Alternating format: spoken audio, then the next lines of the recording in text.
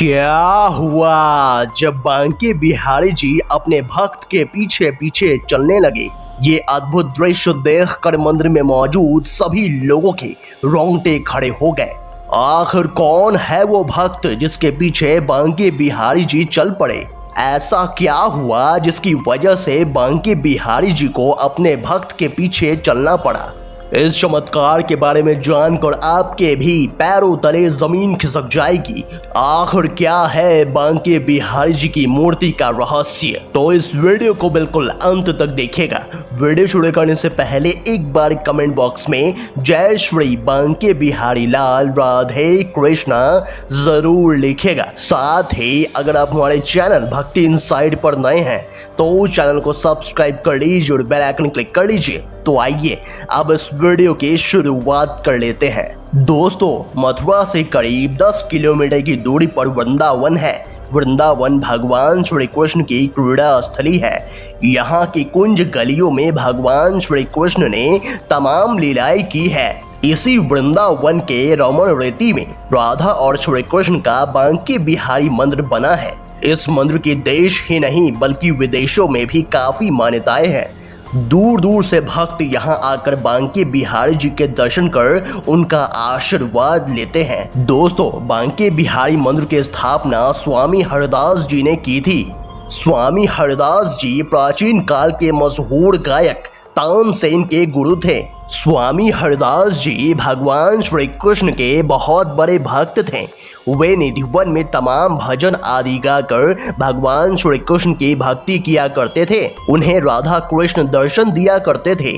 एक दिन वृंदावन के लोगों ने हरदास जी से कहा कि वे भी राधा कृष्ण के दर्शन करना चाहते हैं। तब हरदास जी ने राधा कृष्ण की आराधना कर लोगों की बात उनसे कही। ध्यान व पूजन के बाद जब उन्होंने आंखें खोली तो इस अद्भुत मूर्ति को अपने समक्ष पाया था। मूर्ति प्राप्त होने के बाद स्वामी हरदास ने शुरुआत में तो बांके बिहारी जी की निधिवन में ही सेवा की।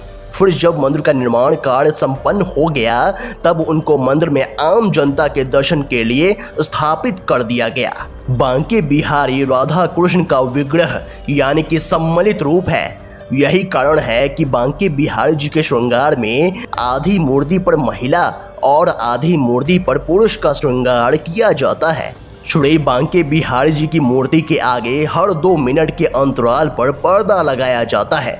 इसके पीछे मान्यता है कि उनकी छवि को लगातार प्रेम पूर्वक एकटक निहारते रहने से वे भक्त की भक्ति के वशीभूत होकर उनके साथ चले जाते हैं। दोस्तों, आए दिन वृंदावन के बांके बिहारी मंदिर में कई सारी चमत्कारिक घटनाएं होती रहती है। एक ऐसी ही चमत्कारिक घटना घटी उत्तर प्रदेश के रहने वाले संत राम नामक एक व्यक्ति के साथ, जो कि भगवान श्री कृष्ण का बहुत बड़ा भक्त था।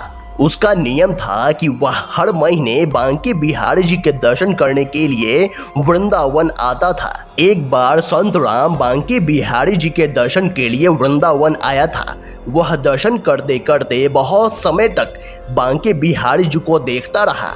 इसीलिए भगवान रीझ गए और उन्हीं के साथ उनके गांव चले गए। यहाँ जब मंदिर के स्वामी जी ने देखा कि मंदिर से मूर्ति गायब है तो वह संत राम की भक्ति भाव को समझ गए और पुजारी जी बांके बिहारी जी के पीछे पीछे उस भक्त के गांव तक चले गए और बड़ी ही मुश्किल से बांके बिहारी जी को वापस लेकर आए। दोस्तों, ऐसी घटना यहाँ पर कई बार घट चुकी है जहां बांके बिहारी जी की मूर्ति मंदिर से गायब हो गई थी और पंडित जी उन्हें खोजने निकलते हैं। फिर जाकर उनकी मूर्ति कहीं न कहीं गली चौराहे पर बड़ी ही मुश्किल से मिलती है और फिर उन्हें वापस उसी मंदिर में स्थापित कर दिया जाता है। इस वजह से पंडितों ने यह फैसला लिया कि कुछ ऐसा करना पड़ेगा जिससे भक्त और भगवान की नजरें ज्यादा देर तक न मिल सके। इसीलिए बांके बिहारी जी के दर्शन के लिए झांकी दर्शन की व्यवस्था की गई। झांकी दर्शन में भगवान के सामने थोड़ी थोड़ी देर पर पर्दे डाले जाते हैं